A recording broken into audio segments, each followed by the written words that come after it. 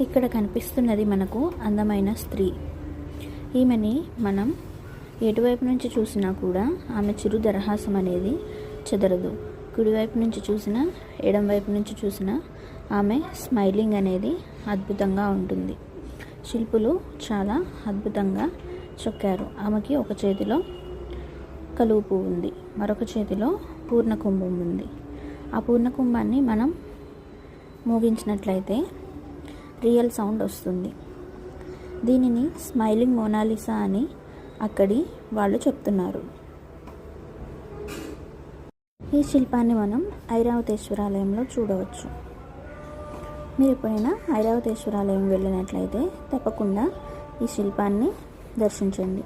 మరియు ఆ పూర్ణకుంభాన్ని తప్పకుండా ట్యాప్ చేసి చూడండి. అది రియల్గా మోగుతున్నట్లు సౌండ్ వస్తుంది.